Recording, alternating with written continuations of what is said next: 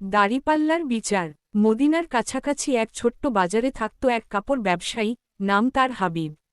দেখতে ভদ্র, কথায় মিষ্টি, কিন্তু অন্তরে ছিল এক গোপন রোগ, ওজনে কম দেওয়া। তার দোকানে সবসময় ভিড় থাকত, কারণ দাম কম, হাসি মিষ্টি, আর মানুষ ভাবত এ মানুষটা খুব সৎ। কিন্তু হাবিবের দাড়িপাল্লার এক পাশের নিচে লুকানো ছিল ছোট্ট সীসার টুকরা। বাইরে থেকে বোঝা যায় না, কিন্তু প্রতিদিন সে প্রতিটি ক্রেতার কাছ থেকে একটু একটু করে হক মেরে খাচ্ছিল। এক বৃদ্ধের আগমন। একদিন এক দুর্বল বৃদ্ধ এলেন।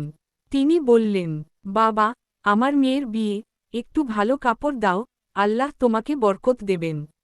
হাবিব আগের মতোই হাসল, কাপড় মেপে দিল, কিন্তু আগের মতোই কম। বৃদ্ধ চলে যাওয়ার আগে দাড়িপাল্লার দিকে তাকিয়ে বললেন, বাবা, দাড়িপাল্লা ঠিক রেখো। দুনিয়ার পাল্লা মানুষ দেখে, কিন্তু আখিরাতের পাল্লা আল্লাহ দেখেন। হাবিব হেসে উড়িয়ে দিল। সেই রাতের স্বপ্ন। রাতে হাবিব এক ভয়ঙ্কর স্বপ্ন দেখল। সে কিয়ামতের ময়দানে দাঁড়িয়ে, চারদিকে মানুষ কাঁদছে। তার আমলের খাতা আনা হল। নামাজ আছে, রোজা আছে, দান আছে, কিন্তু হঠাৎ বিশাল এক দাড়িপাল্লা আনা হল। তার নেকি রাখা হলো এক পাশে, আর মানুষের হক অন্য পাশে। দেখল, হাজার মানুষের কম দেওয়া ওজন তার সব নেকি থেকে ভারী। সে চিৎকার করে বলল, হে আল্লাহ, আমি তো চুরি করিনি।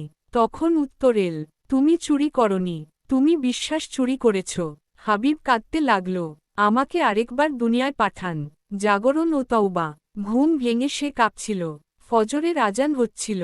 সে দৌড়ে দোকানে গেল, দাড়িপাল্লা ভেঙে ফেলল। তারপর বাজারে ঘোষণা দিল, যারা আমার কাছ থেকে কখনো কিছু কিনেছেন, দয়া করে আসুন, আমি সবার হক ফিরিয়ে দিতে চাই।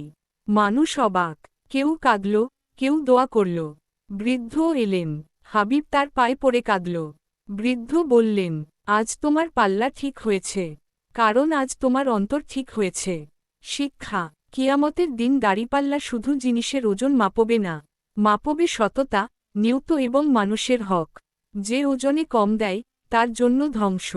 সূরা মুতাফফিফিন 1। ভিডিওটি ভালো লাগলে লাইক দিন, গল্প থেকে কি শিখলেন কমেন্ট করুন, শেয়ার করে অন্যকে জানার সুযোগ করে দিন। এরকম আরও শিক্ষণীয় ভিডিও পেতে চ্যানেলটি সাবস্ক্রাইব করে পাশে থাকবেন।